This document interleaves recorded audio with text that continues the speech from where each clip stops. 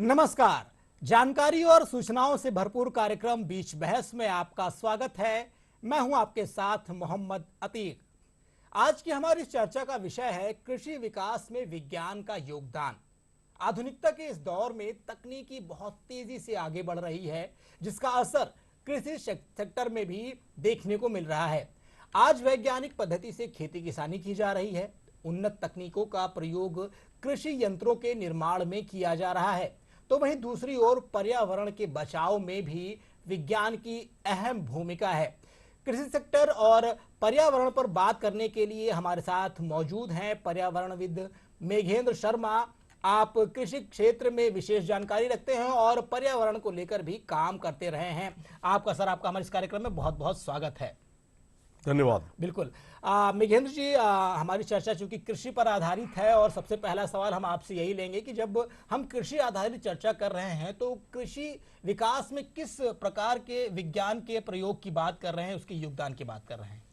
जी अतीक जी, धन्यवाद। आपने कृषि को लेकर के बात की है तो हमारा देश, जैसा कि आपको विदित है, कृषि प्रधान देश है। हमारी कृषि की जो उत्तरोत्तर परंपराएं हैं उनको हम आज़ादी के बाद में देखते हैं तो एक वो भी दशक था जब हम आज़ाद हुए थे तो हमारे यहाँ भुखमरी थी। हमारे यहाँ कृषि में खासकर गेहूं का उत्पादन बहुत कम था।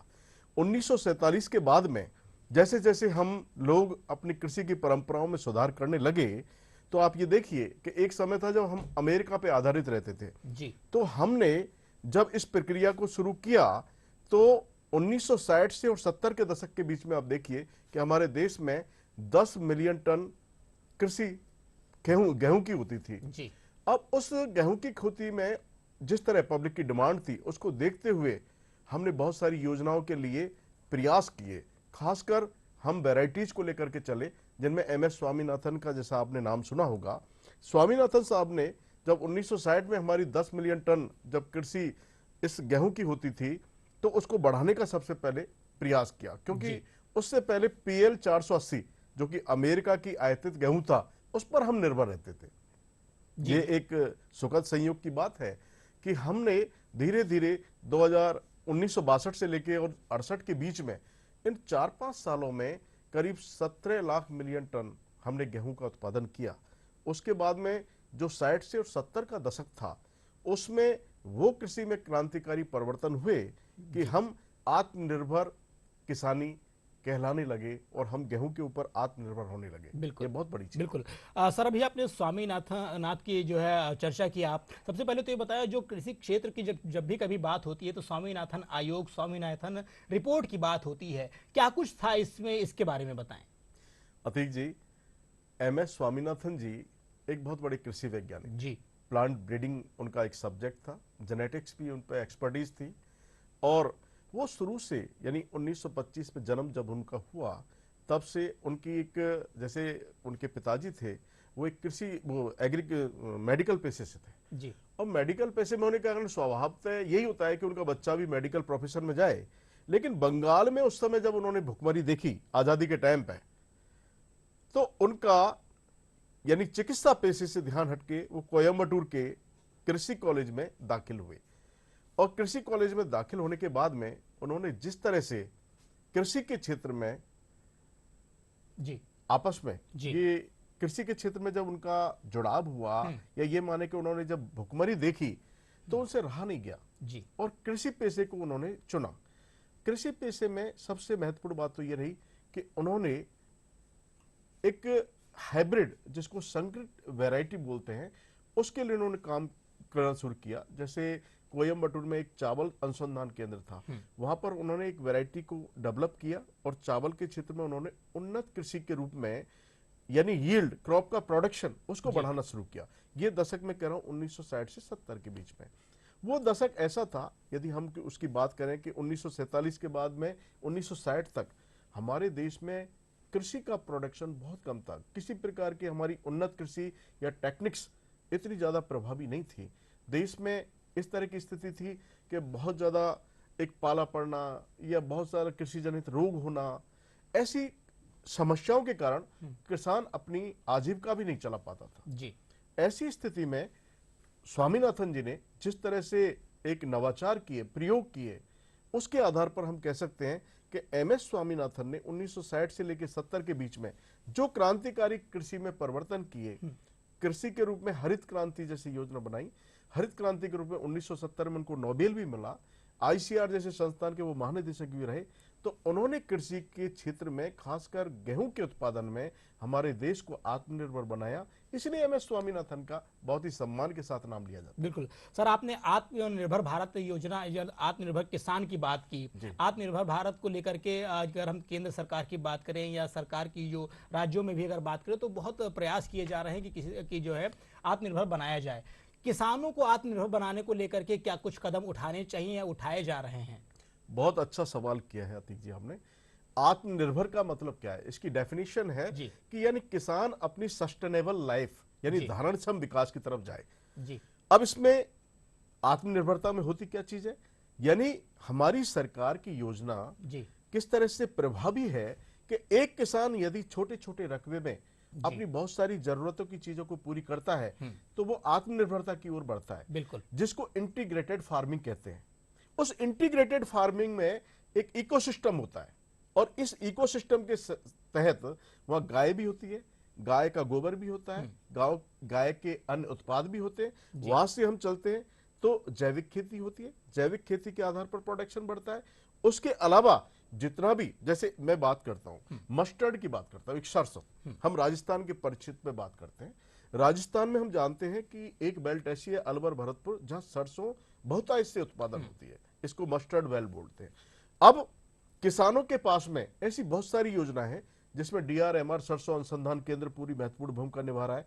उसमें हनी बी यानी आपने शहद का नाम सुना होगा, जो हनी बी वहां का वो सबसे बेस्ट है, जबकि किसान उसको समझ ही नहीं पाए थे कि इंटीग्रेटेड फार्मिंग का किस तरह से नायाब उदाहरण पेश हुआ है वहां पे कि वहां का जो हनी भी है मस्टर्ड का, मस्टर्ड में आप जानते हो जिलेनियम होता है जो कैंसर रोधी होता है, वहां से हनी भी जो बनता है उसकी फॉरेन में बहुत बड़ी डिमांड होती है।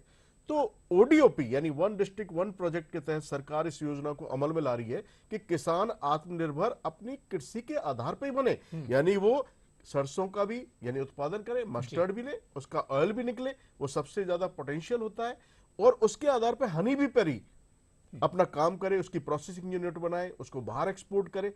तो ये सारी योजनाएं एक तरह से किसान को आत्मनिर्भर बनाने के लिए विभिन्न वैज्ञानिक नवाचारों के द्वारा उसको टेक्निकल नॉलेज और एक कैपेसिटी एनहेंस यानी उसकी क्षमताओं का विकास करना, उसको ट्रेनिंग देना, उसको स्केल अप करना, ये सारा गवर्नमेंट ने जगह जगह ऐसे ट्रेनिंग सेंटर खोले हैं। सर, जैसे कि बातचीत के दौरान में जैसे बहुत सारे जो अनुसंधान खोले जाते हैं, जैसे भी आपने सरसों अनुसंधान केंद्र के लिए बोला, गेहूं अनुसंधान केंद्र, इस तरह के बहुत सारे अनुसंधान केंद्र खोले जाते हैं। इनसे किसानों को क्या कुछ फायदा मिलता है? अगर हम सीधे फायदे की बात करते हैं तो क्या कुछ होता है इसमें? अतीक जी बहुत अच्छी बात कही, ये ब्रिजिंग की बात है। ब्रिजिंग यानी एक दूसरे को जोड़ना जी। आज हमारे अनुसंधान जितने भी संस्थान हैं, सबसे बड़ी जो चीज होती है कि उस अनुसंधान केंद्र तक किसानों को पहुंच बनाना जी। तो इसके लिए हमारा एक सेंसिटाइज प्रोग्राम चलता है, उसमें बहुत सारे एनजीओज जो कि कृषि के क्षेत्र में काम कर रहे हैं वो एक ब्रिजिंग का काम करते हैं।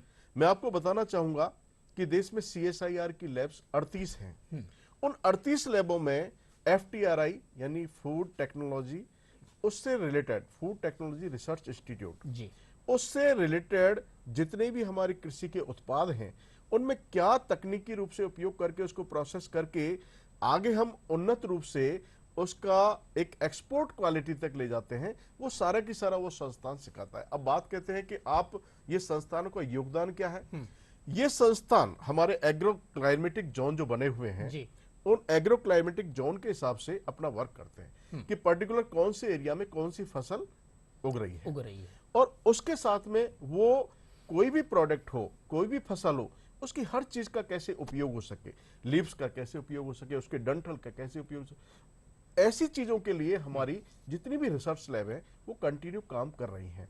जैसे आपने देखा होगा अगरबत्ती के लिए डंठल का यूज करने के लग गए, हमारे वैज्ञानिकों का इस तरह का नवाचार चल रहा है कि वो किसी भी पार्ट को यानी किसी भी पौधे के पार्ट को कैसे ऑप्टिमम यूज हो सके, उस दिशा में उनकी सोच बढ़ी है और उसी के साथ ट्रेनिंगें चल रही हैं। आज आप देखिए देश में जगह जगह किसानों के लिए, किसानों की कैपेसिटी एनहेंस के लिए बहुत सारे प्रोग्राम शुरू हो गए हैं और कृषि के क्षेत्र में जितना नवाचार हो रहा है उतना शायद ही कहीं हो रहा है। हम इजराइल से जो ड्रिप इरिगेशन सिस्टम लेके आए, लेकिन ड्रिप इरिगेशन के बाद में हम ड्रोन तकनीक पे आ गए।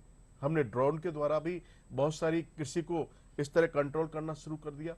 इवन हम लोग यहां तक एआई बेस्ड यानी आर्टिफिशियल इंटेलिजेंस बेस पर हम डिजास्टर की स्थिति में जी फसल को कैसे बचाया जाए उस पर भी उस पर हम भी बहुत काम आगे कर बढ़ रहे हैं। चुके हैं। बिल्कुल। तो ये बहुत सारी चीजें हैं जो हम कृषि को, अब वो कृषि नहीं रही, अब हाईटेक कृषि हो गई है, वो एआई से जुड़ गई है, आईओटी से जुड़ गई है।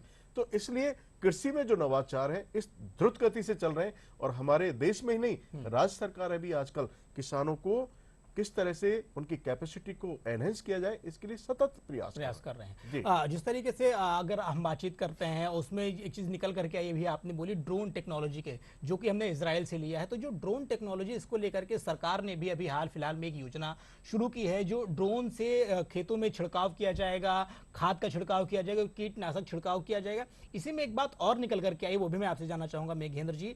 ड्रोन दीदी का भी जिक्र किया गया है, ये योजना क्या है और ड्रोन दीदी क्या है, इन दोनों पर आप विस्तार से बताएं। जी, पहली बात तो यह है कि ड्रोन का इरिगेशन में उपयोग करना हमारी खुद की पद्धति है। अच्छा। हमने जो वहां से इजराइल से लिया वो ड्रॉप इरिगेशन लिया था। ड्रॉप इरिगेशन लिया, ठीक है। ड्रोन हमारी जिस तरह से आज की आवश्यकताओं के आधार पर हम देखते हैं कि हमें मॉइस्चर देखा जाता है और मॉइस्चर हम एआई के जरिए से देखते हैं कि किस मृदा में कितने मॉइस्चर की आवश्यकता है या किस फसल के लिए ऑप्टिमम टेम्परेचर, ऑप्टिमम मॉइस्चर कितना चाहिए जी। इस आधार पे आप देखेंगे कि हमारे सेंसर डेवलप हो गए। आज हमारा किसान भी वैज्ञानिक की तरह काम करने लग गया है। वो इस आधार पे ये देखता है कि अब हमारे लिए कितना इरिगेशन की जरूरत है, उस हिसाब से हमारे ड्रोन से पेस्टिसाइड का छिड़काव करना और भी कई जैसे आवश्यक जो उर्वरक पार्ट है उनके लिए कमांडिंग करना, ये सारी चीजें हम ड्रोन के द्वारा करते हैं। ड्रोन दीदी की जहां तक बात आती है, आप जानते हैं भारत कृषि प्रधान देश होने के साथ में भारतीय महिलाएं, माताएं बहनें, ये सबसे बड़ा सेक्टर है इसमें काम करने वालों का। यानी हमारी माताएं, यानी पशुपालन से लेके दूध दोहन से लेके और उसके अलावा कृषि में जितना भी सहयोग कर सकती है, एक बहुत बड़ा योगदान है। तो उनको भी ट्रेंड करने से क्या होगा, वो सीधे सीधे टेक्नोलॉजी से जुड़ेंगी। ऐसी सरकार की योजना है और ऐसे हम ट्रेनिंग सेंटरों के माध्यम से कई एनजीओ जिसमें प्रयासरत है कि ड्रोन टेक्नोलॉजी को किस तरह से हम कृषि के क्षेत्र में उपयोगी बना सके, हमारी माता बहनों को किस तरह प्रशिक्षित कर सके, इस दिशा में ड्रोन दीदी की भी संकल्प। बिल्कुल। वर्तमान परिप्रेक्ष्य में अगर हम बात करें तो किस प्रकार के वैज्ञानिक कृषि पद्धति का प्रयोग किया जा रहा है? जी, अभी फिलहाल हमने, जैसे आपने हाइड्रोफोनिक्स का नाम सुना होगा, आपने देखा होगा रकबा धीरे धीरे घट रहा है जी। और हम कृषि पर बहुत तेजी से बढ़ने की इसलिए कल्पना करते हैं कि उसी अनुपात में हमारी आबादी भी बढ़ती जा रही है। तो आबादी बढ़ने के साथ में हम उनकी जरूरतों को कैसे पूरा करें, तो इसके लिए ही तकनीकी यानी वैज्ञानिक तकनीकी हमें काम में लेनी होती है। बिल्कुल। अभी आप देख रहे हैं कि हम जिस तरह से प्रोडक्शन को आगे बढ़ाए हैं, तो उसमें सबसे महत्वपूर्ण हमारा रहता है कि हम मृदा परीक्षण करें। मृदा परीक्षण करने बाद में फसल को रोटेट करें, यानी एक ही फसल को बार बार नहीं बोएं। उसके अलावा हम हाइब्रिड वैरायटीज का, जिससे ड्रॉथ रेजिस्टेंस वैरायटी यानी शुष्क अवस्था में भी उस फसल को नुकसान ना हो, इस तरह से उनको कम से कम पानी की जरूरत हो, तो ड्रॉथ रेजिस्टेंस वैरायटीज का भी हम उपयोग करें। तीसरी बात हम ये देखते हैं कि हम पर्टिकुलर मृदा के आधार पर हम ये देखते हैं कि इसमें कौन सा रोग होने की संभावना है, तो उससे जो रोग रेजिस्टेंस यानी रेजिस्टेंस वैरायटीज का उपयोग करने लगे हैं, इसका भी हम पे बहुत फर्क पड़ने लगा है। हमारी फसल का प्रोडक्शन कई गुना बढ़ा है, यानी यील्डिंग कैपेसिटी जिस गति से बढ़ी है, उसकी वजह है कि वैज्ञानिकों ने हर दृष्टि से नवाचार करके उस सीड्स को तैयार किया है। सबसे बड़ी बात आती है इसमें सीड के ऊपर, बीज किस तरह का है, और उसके बाद में आता है फिर खाद जी। तो हम ये देखते हैं कि जब हमारा बीज उन्नत किस्म का होगा तो निश्चित ही फसल उन्नत होगी। और दूसरी बात, जो हम सेंसर का उपयोग कर रहे हैं, आधुनिक पद्धति का उपयोग कर रहे हैं, उससे हम मृदा परीक्षण के द्वारा भी ये पता लगा सकते हैं कि हमें आगे किस तरह से कितना पानी देने की जरूरत है, कितना खाद देने की जरूरत है, और किस तरह से उसको एक पर्टिकुलर ड्यूरेशन में उसकी मैच्योरिटी को लेकर के और फसल घर तक लाने तक हम कैसे वैज्ञानिक पद्धति को उपयोग कर सकते हैं। बिल्कुल। ये सबसे मेघेंद्र जी, अभी आपने बताया कि जो कृषि टेक्निक है उसमें एआई तक का इस्तेमाल किया जा रहा है, ड्रोन से छिड़काव किया जा रहा है उससे, और जो उन्नत किस्म के बीज हैं उनका भी जो है वो किया जा रहा है। अगर हम आज के 10 साल बाद की अगर बात करें तो आने वाले 10 वर्षों में कृषि सेक्टर में कितने बदलाव देखने को मिलेंगे और तकनीकों को क्या कुछ इस्तेमाल किया जा सकेगा उस टाइम तक? बहुत अच्छी बात कही अतीक जी। हमारे जितने भी कृषि वैज्ञानिक हैं, जी क्योंकि मैं एक ऐसे संगठन से बिलोंग करता हूं, विज्ञान भारती, जिसमें कृषि के लगभग सभी संस्थानों में हमारा इंटरेक्शन होता है, तो हम ये देख रहे हैं कि हमारे वैज्ञानिकों के लिए कुछ चैलेंजेस हैं।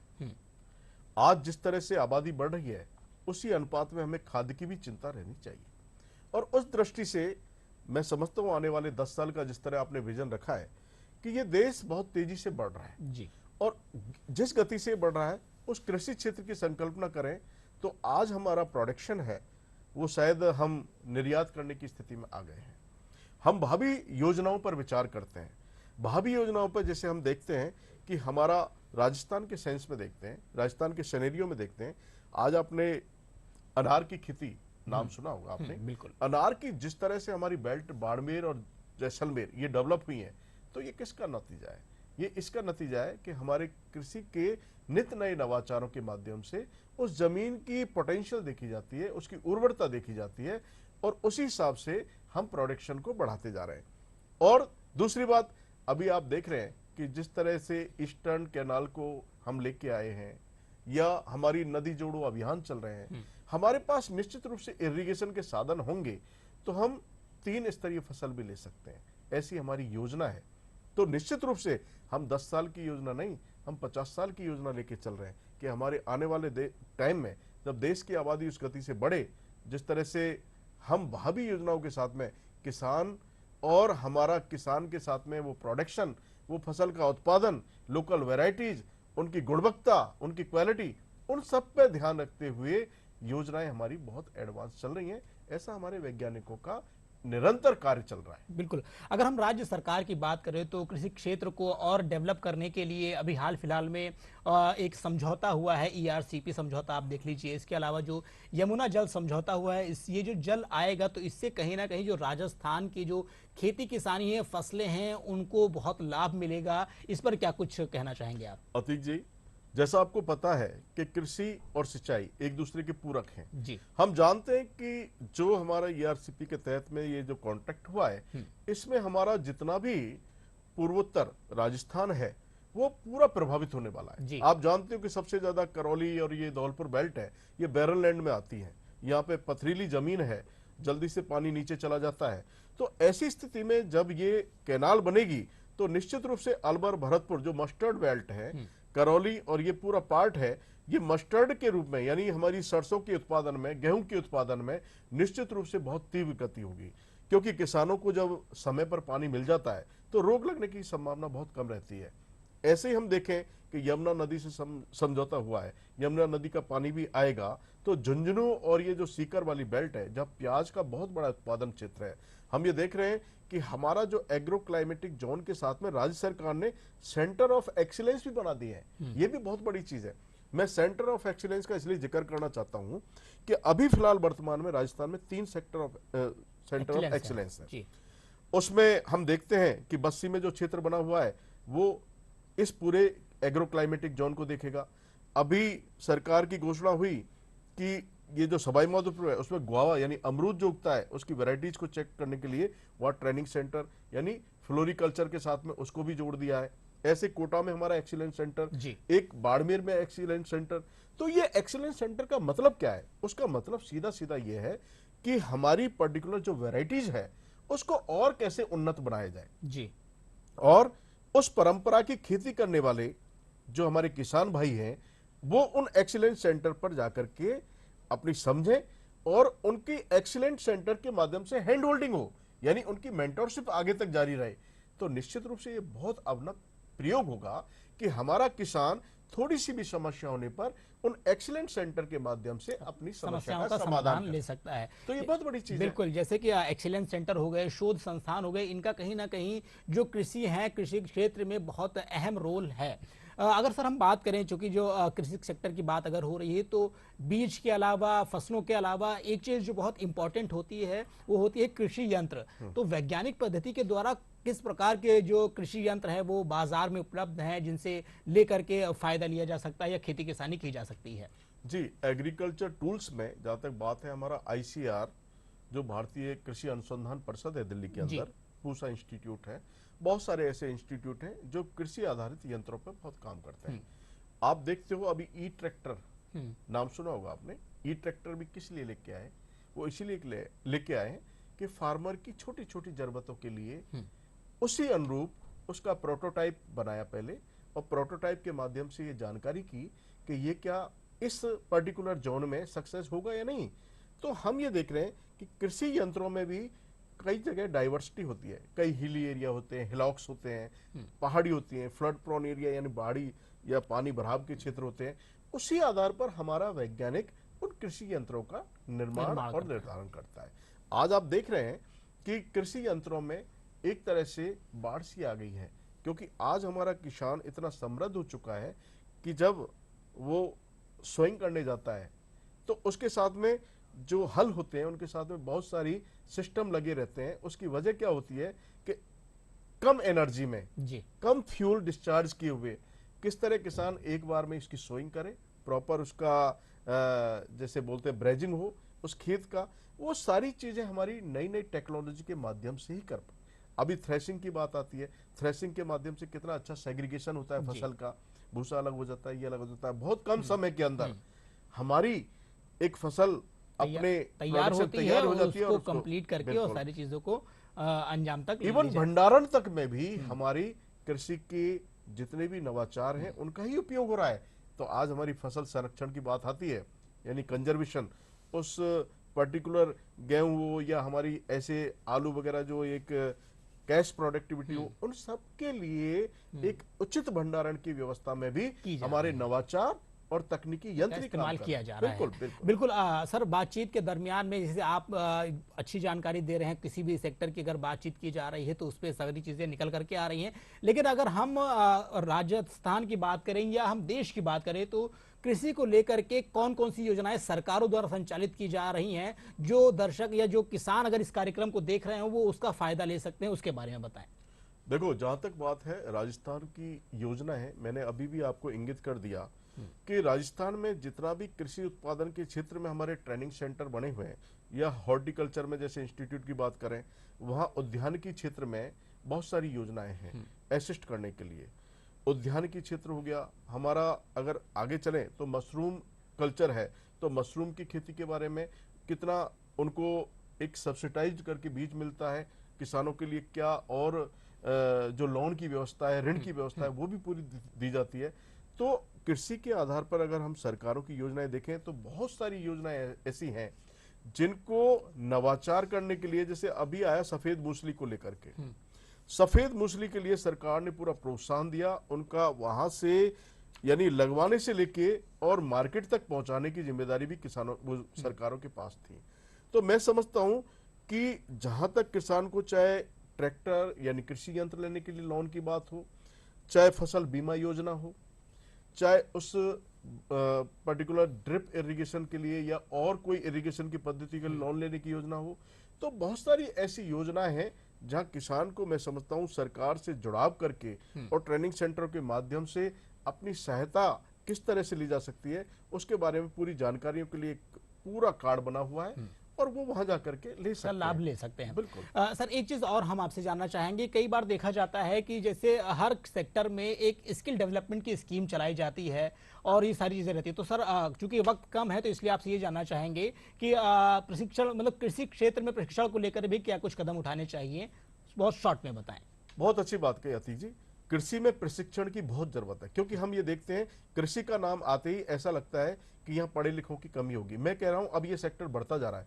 हमारे जितने भी इनोवेटर्स हैं, जितने भी पढ़े लिखे लोग हैं, यदि कृषि के माध्यम में यदि इन अपनी इंटेलिजेंसी को लगाएं तो कृषि में उत्तरोत्तर वृद्धि हो सकती है। आज जहां तक ट्रेनिंग सेंटर की बात कर रहे हैं तो राजस्थान में 5 एग्रीकल्चर विश्वविद्यालय हैं, यानी कृषि से संबंधित विश्वविद्यालय। उन कृषि विश्वविद्यालयों में एफिलेटेड बहुत सारे 38 से लेकर 40 कॉलेजेस हैं। तो हम देखें तो कृषि के क्षेत्र में बहुत सारी योजनाएं इन यूनिवर्सिटीज और कॉलेजों के माध्यम से R&D की जा रही है। उस पर्टिकुलर एग्रो क्लाइमेटिक जोन में जो होने वाली फसल है उसको लेकर के नए नए प्रशिक्षण दिए जा रहे हैं। तो बहुत सारी योजनाएं ऐसी हैं। मैं समझता हूं सरकार के साथ में हमारे किसान भाइयों को एक जॉइंट वेंचर करना चाहिए और उनकी फसलों में किस तरह क्वालिटी प्रोडक्शन हो उसके लिए एक मंच पर आना चाहिए। इसके लिए हमें प्रयास करना जी। मेघेंद्र जी, बहुत बहुत धन्यवाद आपका, जो आपने खेती किसानी को लेकर के इतनी अच्छी जानकारी दी, उसके लिए आपका बहुत बहुत आभार। जी, बहुत बहुत धन्यवाद। तो दर्शकों, हम उम्मीद करते हैं कि आपको हमारा आज का कार्यक्रम पसंद आया होगा। खेती किसानी को लेकर के जो हमने चर्चा की है उससे आपने बहुत कुछ सीखा होगा और जो योजनाएं बताई हैं उनसे आप लाभ ले सकेंगे। तो फिलहाल इस कार्यक्रम में बस इतना ही। नमस्कार।